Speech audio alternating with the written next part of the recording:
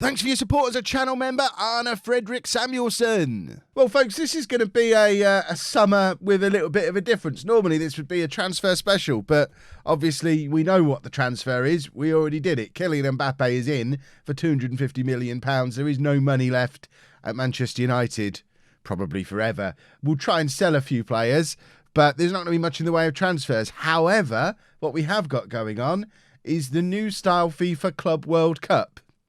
So we're gonna have a play around with that. I don't know if this is going to be one episode or multiple. We'll see how it gets on. Hello and welcome to part 26 of my Manchester United save. Yes, we are back after a day or two's rest. And as mentioned, we are going to be back and doing the Club World Cup because it looks like it's kind of a big deal. If we just have a look, there's a lot of there's H number of how many groups is that? There's H groups in it. But there's Barcelona, there's Liverpool, Paris Saint-Germain, Real Madrid, us, Chelsea, Tottenham, and lots of teams that aren't from England. Zebra are here as well. There's loads of teams here. I don't know if this is something that's actually taken seriously under this new system, but you would think with that calibre of team and the fact it's taking place in a summer in Qatar, presumably in the stadiums that the real World Cup will be taking place in the next year. Well, let's be fair, why is it in the summer? I thought the whole reason we weren't doing the actual World Cup in the summer is because it gets hot there in the summer. So it's probably going to be a bit hot. But we've had our group drawn. We're in a group with Jeonbuk, I don't know where they're from, and Sundowns. I don't know where they're from. I've never heard of either of them. Sundowns are from, does it even say South Africa? And Jeonbuk are from the Republic of Korea. So I'm probably not going to play those matches in the video. We'll do the normal season review, transfer window stuff. There are players I want to sell, but as we get deeper into this tournament, which presumably we will, how's it actually structured? We then have a quarter-final, semi-final, and final. As soon as it gets to the point where we're playing in a game that we don't expect to win 11-0, I'll show those matches, and if we get to the point where the video is getting too long and we have to do another one, we'll do another one maybe. But there we go. It's an experimental piece. But I did mention transfers. Obviously, we know the big one is Mbappe is coming in, which of course does completely ruin finances. Although to be fair, we'll still have £300,000 a week of wage budget to play with, just no real transfer budget. But there are going to be players that we need to move on. If we look at our squad depth, this is obviously pre-Mbappe, but striker-wise, we've got Harry Kane, Rashford, Martial, Edouard, Haaland, and somewhere around is Mason Greenwood as well, who people keep telling me I should be using. So we definitely need to move Martial on. There might be one other that goes with him as well, but I don't know who that one other would be. I'd have to make a decision about that. Wide players, and all of our wide players can play on both wings, which is handy. But we've got Sancho, we've got Everton, we've got Rashford, we've got Gnabry, we've got Martial, we've got Mbappe coming in. Have we got more than that? Is there anyone I'm forgetting? No, I don't think so. But I think Gnabry probably is going to be moving on this summer. He's definitely the weak link in that group. And he's a player we just don't need. He only played 14 games last year, and now Mbappe's coming in to play in his position. So I think we can probably say Martial and Gnabry definitely leaving. Attacking midfield, we've got Eriksen, Olmo, Pogba, Rodriguez, poor old James Madison, who arrived, and he's just never going to be used. So we're going to try and sell him straight away as well. And then again, similar to these other positions, we've got youngsters as well. We've got Chong, we've got Gomez, we've got youngsters that we can look to try and bring into the team. Central midfield, Pogba, Kessie, Goretzka, Eriksen, Olmo, and then the likes of McTominay, who's just never going to get... McTominay probably needs to move on. There's plenty of players we could sell. Gaia and Shaw, Wan-Bissaka, Dalot and Meunier. We could probably move Meunier on again now. We brought him in because I thought it would be handy to have him. And to be fair, it was handy to have him. But he's no better than what we've got, and he's old, so we may as well just write him off. And again, with centre-backs, we've got too many. We've got Diaz, Martinez, Maguire, Tuanzebe, Lindelof. One of them needs to leave.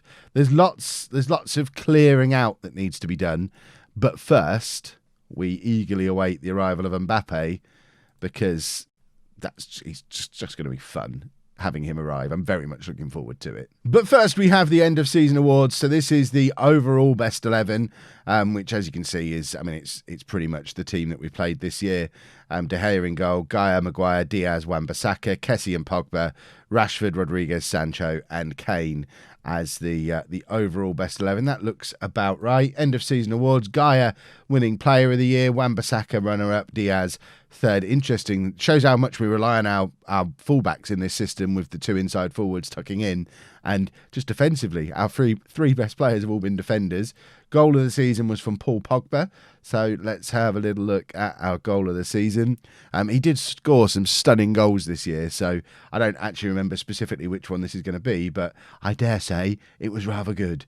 Hence, winning goal of the season. Olmo squares it across to Pogba, one touch, bang. Yeah, that'll do. He did a few of them this year, but that will do. Signing of the season, Ruben Diaz for £54 million. He has had a very good first season in English football, and a young player of the year is Wan-Bissaka. Team of the season, De Gea in goal. This is very, very similar to the all-time teams. Obviously, we've only played 2 seasons, but De Gea in goal, Gaia, Maguire, Diaz and Wan-Bissaka at the back, Eriksen and Pogba in midfield, Rashford, Olmo and Sancho behind Kane up front. And then top scorer was Harry Kane, 23 goals. Best player, Gaia. Most assists, Gaia. Best pass completion, Scott McTominay, but to be fair, didn't play very many games, which is probably why. Kane gets most man of the match. Diaz, 20 yellow cards for Ruben Diaz. He's mad. And 2 red cards for Gaia. We've got some naughty boys at the club, clearly. Squad dynamics, our team leaders are Rashford, De Gea and Pogba, which seems about right. End of season team meeting is we want to win the title again next year.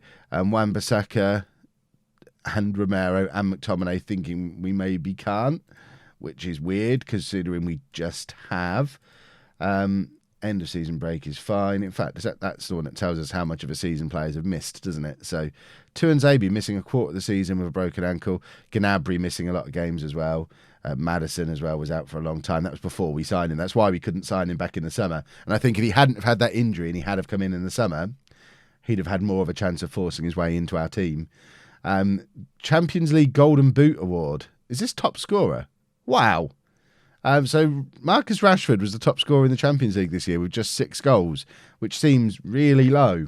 Ronaldo runner-up, Coutinho. In fact, they're all on 6 goals. I don't know why Rashford got the nod over those two, especially with 0 assists when they both had assists. Did he play fewer games, maybe? No idea. And then Harry Kane making it into the Champions League Dream Team with a lot of Juventus players.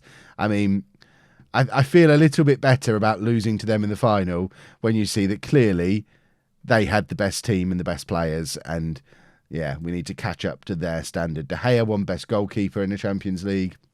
Diaz best defender, but didn't make it into the team of the year, which is weird. Pogba got runner-up for best midfielder. Edouard best striker with Kane as runner-up, but again, Edouard not making it into the team of the year. And also wasn't the top scorer. Rashford, who was top scorer, nowhere to be seen. The awards don't make a huge amount of sense.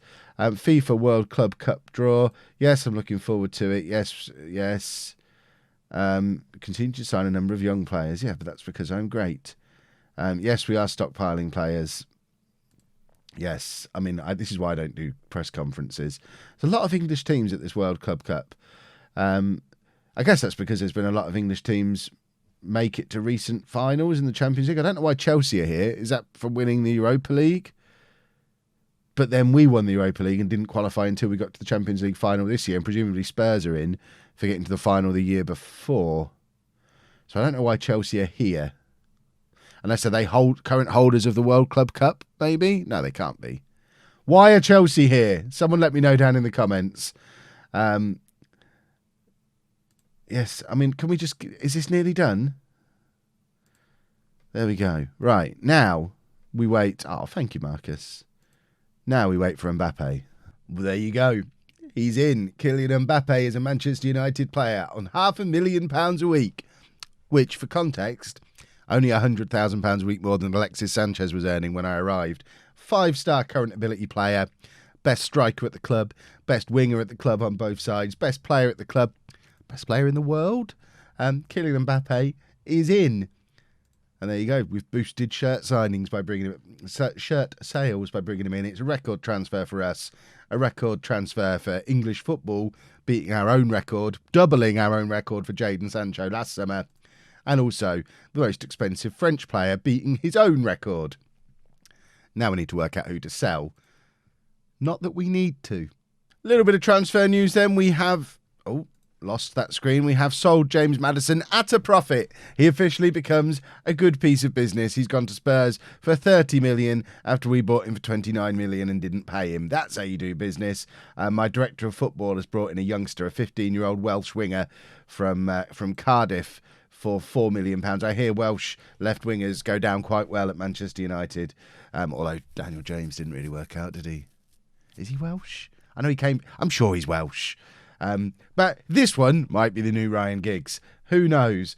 We do have a pile of money to spend. We're probably not going to spend it. I can't imagine what I would buy.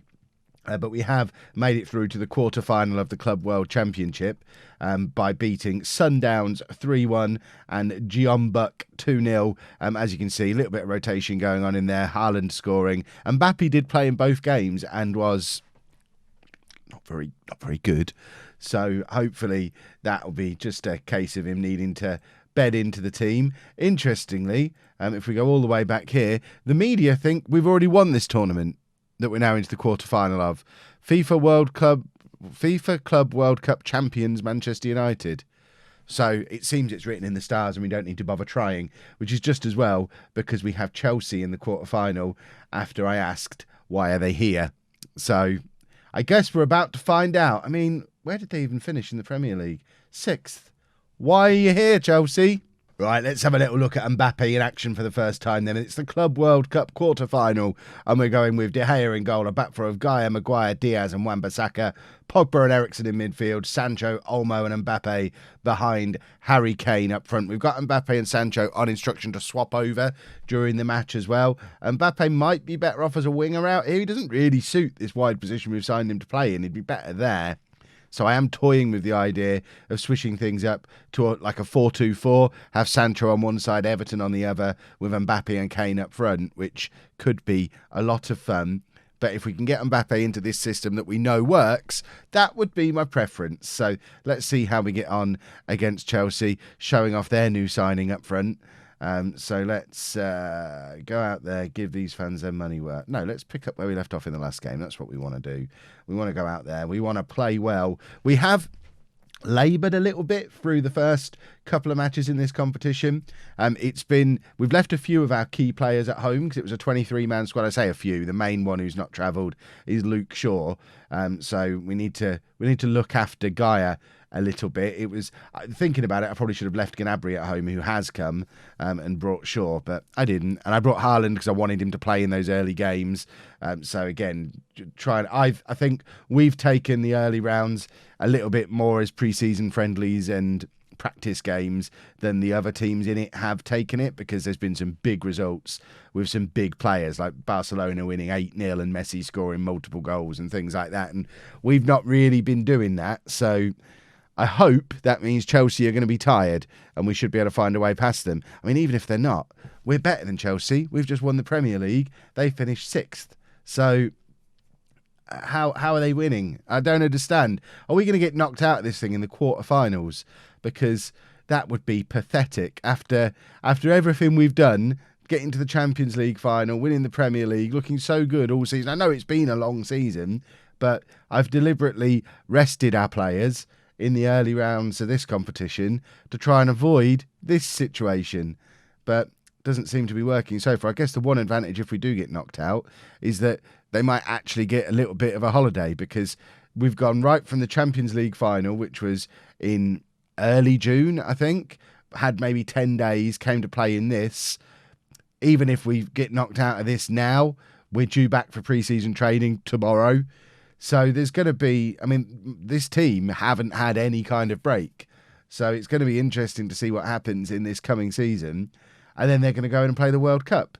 This World Club Cup thing seems like a really bad idea when it comes to giving players a little bit of time off. If you're going to do this, you've got to give them a winter break or something. It's mad. Right, Mbappe. First chance for you to have a look at him in his lovely number 3 shirt that I've given him. And he is absolutely extraordinary. I'm going to be very positive about him because we spent £250 million on him. But he does very well, beats his man, puts it into the path of Harry Kane, and it's 1-1.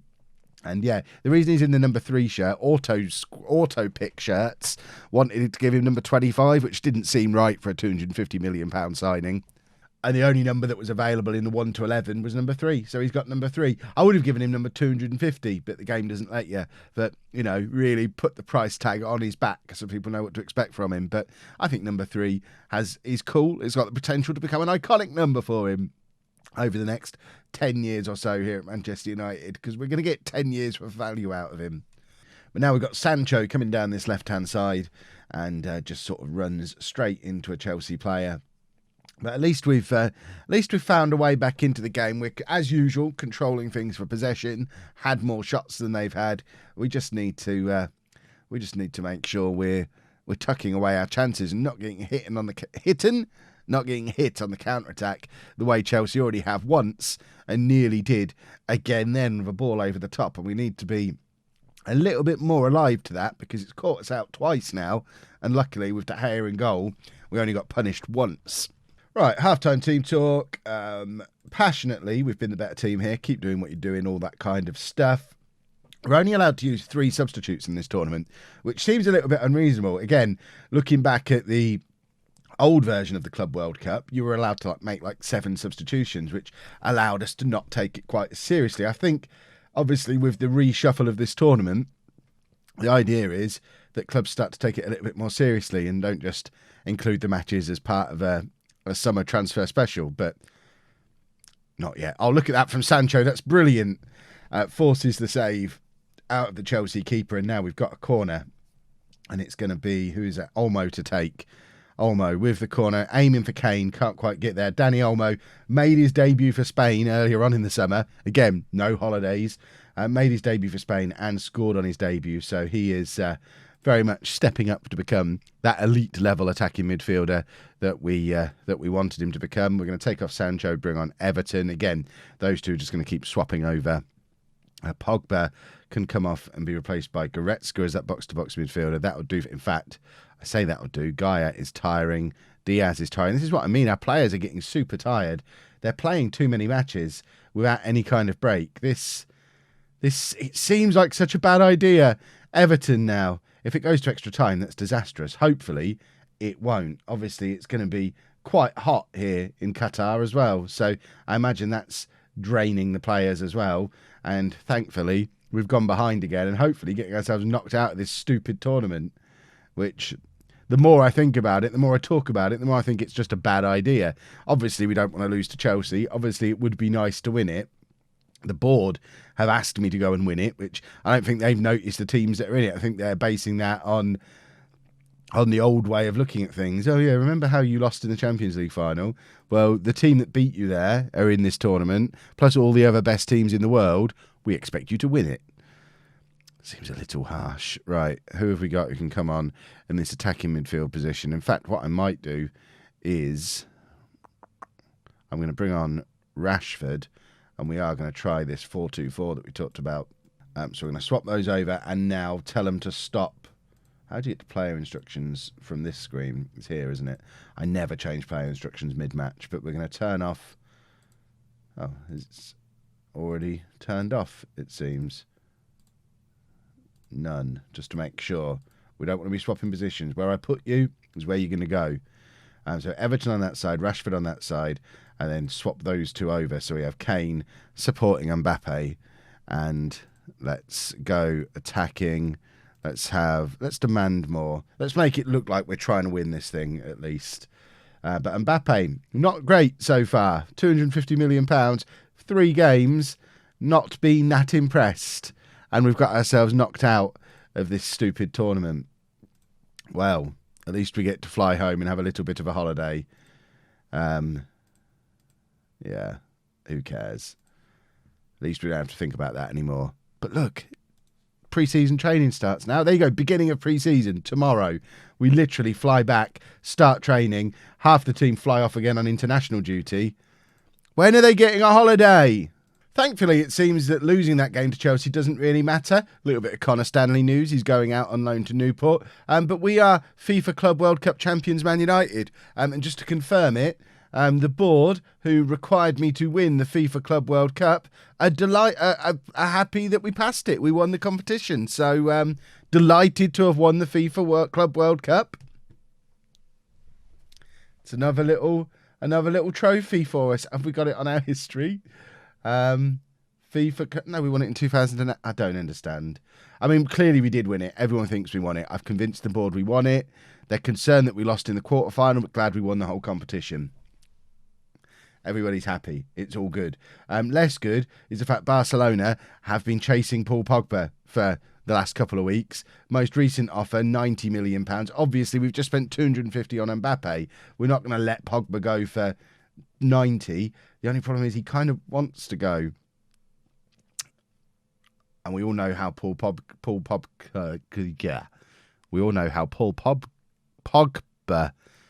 Why can't I say his name? If he hears this, he's definitely going to go. We all know how Paul Pogba can get if he doesn't get his own way. So he's our captain. I've promised him we'll win the Champions League next year. Words, Kev. So hopefully he'll stick around for that. But he's not happy. I feel like we might have to sell him, which would be a disaster. Here's one the real-life Man United fans will love. Anthony Martial has gone. Less than £30 million as well. He's gone to Schalke. My theory is it's harmless sending him to Schalke because they're not going to win anything. So we're unlikely to come up against him. That's my theory. I know Man United fans like him, but context, we've swapped him for Mbappe. It'll be all right. It'll all be good. It does mean we've got a little bit of pile of money assembling. I still don't plan to spend it, but it's nice to know it's there.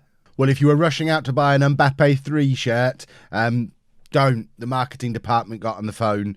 They want him in the number 7. So we've shuffled some squad numbers around. Apparently, Jadon Sancho wanted to be number 11, so he's gone there. Christian Eriksen. Squad numbers.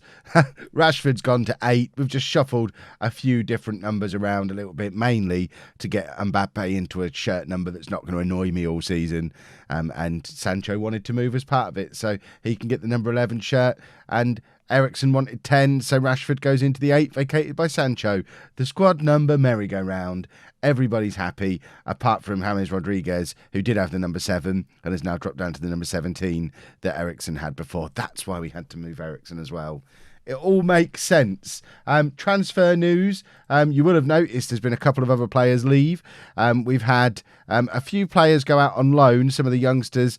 We already mentioned Connor Stanley. James Garner's gone out on loan. Dallow's gone to Cagliari on loan for the season. I mean, we've got Meunier and Wan-Bissaka. We don't really need Dallow as well. Gnabry's gone to Leipzig for £31.5 million. Lindelof's gone to Everton for £15 million. Mason Greenwood is in the process of finalising a loan to Leicester. I thought for a second there Greenwood was earning £110,000 a week. I was going to sack him off the back of that. I know Mason Greenwood has been topic of a lot of discussion in the comments section, certainly earlier on in this series. I am now absolutely certain he is a variable potential ability player, and we got a not very good version of Mason Greenwood. Yes, some of you will say, Kev, it's because you've not played him for 2 years. His potential ability's dropped down to 3 full stars and 1 blacked out star. He's declining, which that might be my fault, but he was in the Championship last year and only scored 12 goals for Huddersfield. So if he was as good as everyone reckons he is, he'd have been top scorer in the Championship last year. I think we just got a dud Mason Greenwood as part of this save. I'm not devastated because obviously we've signed a lot of strikers who are better than him. But yeah, that version, not so great. We have loads of money to spend, but looking at the squad depth, we just don't need to spend it. I had a little cheeky look to see about De Ligt because he's still only 21 years old, but it's going to cost 200 million to sign him, and I don't think we can do fees of that amount on the Never Never. I also looked at Eder Militao, who can play right wing back better than Wan-Bissaka, but he's going to be like 150 million, and he's only a little bit better than Wan-Bissaka, and as a centre back, he'd be like our 4th choice. So really, I don't think there's much for me. Let me know, but by the time you do, I'll have already have not signed anyone, presumably. Feels bad leaving all this money on the table. But now we've got a strange situation developing that could lead to me being fired. Maybe. I went to the board. I had another look at De Ligt, and we still can't afford him. So I did the interactive board, asked them to sign him, and they said, yes, we agree. He would be great.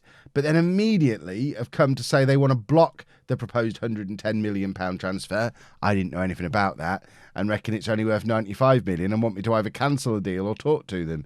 I didn't make this offer. This isn't my deal. I'll talk to them. I think you should reconsider. We're pleased to announce that we agree with you. Well, good, because it was your deal to begin with. We might be about to get De Ligt for 110 million when we only have... Whoa. What? So they've taken my transfer budget away and they're doing an offer. I've never done this before. I don't know how this works. Are they just going to sign him? I mean, I'm not against that, but this is mad how this is working. Imagine signing Mbappe and De Ligt in the same summer. Wowzers. Johnny Evans has gone to CSKA in Moscow. That's the breaking news we wanted. But no De Ligt news yet. I imagine this is going to go on a little while. We probably just need to wait and see if anything happens. But it is interesting to see that the transfer budget is gone. It was about 85, 90 million, I think. So we're not a million miles outside of the money we had. Oh, I mean, the worry is because I've put it in their hands, I can't get involved in any of these negotiations. That seems reasonable. That would actually be within wage budget. I think we might be about to sign him, which is absolutely insane. How do we not win the Champions League this year when we've taken the team that got to the final and strengthened it with two of the best players in the competition? Is he going to sign? Of course he's going to sign. Well, that escalated quickly. And we now have a new global superstar, 21-year-old centre-back, Matthijs de Ligt, who comes in as our best centre-back, believe it or not. I mean, do we just make him captain straight away if Pogba's in a grumpy? I was not expecting that to happen. Rashford can welcome him. Have we got any squad numbers left? We've given all the good ones away. Where is he? Where is he? Why can't I find him? What nonsense order is this in? There he is. He can have 2 or 3. We'll give him... Should we see what auto number says? Auto number is giving him... We're not giving him 22. That's ridiculous. We'll give him the number 3. There you go. He can wear the number 3 shirt. And, yeah, we've signed De Ligt, everybody. I don't know what's just happened. The really crazy thing is we're still within all our budgets having done it. We probably could do with getting rid of a defender now. We've just given Tuanzebe a new contract. I guess we'll just keep him around. There's no reason not to. He can go out on loan maybe. How old is he? 23. He's English. We'll keep him around the place. There's no reason to move him on. We don't need the money. We're obviously not going to sign anyone else now because we've signed Mbappe and De Ligt in the same summer. It feels like cheating. And that brings us to the end of the transfer window. I know I normally show you the Community Shield, but I thought we'd already done the Chelsea game. I didn't want this episode to be the longest episode in history, but you can see we did win the Community Shield, which actually made me one of the Hall of Fame things. I think it was on English managers. We go to nationality English. I am on the Hall of Fame already. It's only November and I'm on the Hall of Fame. Awesome stuff. Transfer-wise, there's a couple more still potentially going on. Chong, McTominay and Haaland all potentially going out on loan to various clubs. Gomez went out on loan. Oh no, Chong went to Rennes, so he rejected the other one. Gomez has gone to Villa. McTominay looks like he's on his way to... Where was he going? PSV. And Haaland to Rosenborg. Has he played for Rosenborg? He hasn't played for... I don't know why he's going all the way back there. He needs to go and get things going again. Restart his career after stalling a little bit here at Manchester United. So those three are going to be on their way out. But I think we have to be very happy with the transfer window as it stands. Mbappe and De Ligt in. A load of players who weren't going to get in the team out. And this is going to be the team for the first day of the season, which you'll see in the next episode. Now, I'm not going to be doing these Manchester United episodes daily because I've obviously got Non-League to Legend coming out every day at the moment. I've got a new series starting on Sunday as well for Advent. So I think we're going to do these every couple of days or so. I'm planning on the next one probably being Saturday morning. And we'll kind of play it by ear from there. Obviously, if you're really enjoying the Man United series, stick a like on there. Let's get it back up there, views wise and likes wise with the non-League to Legend stuff. But it seems a little bit less popular, so I'll do a little bit less of it. I think that's probably the easiest way to decide how often to do videos. How popular are they? So if you want to see more of this, if you want it to be continuous daily, we've got to get those likes and views back up. But for now, as promised, we are going to finish the story. So we've got at least one more season. We are going to keep plugging away at this until we win the Champions League. That is my commitment to you. Unless it goes on like 10 years, in which case I'll probably just drop it at that point. But I think I'll be sacked before it gets to that point, because that would also be a conclusion of the story. But if you have enjoyed this transfer special, and whatever, it was a weird video. If you've enjoyed it, make sure you do leave that thumbs up on there for me. Subscribe to the channel for daily Football Manager videos. And thank you very much for watching.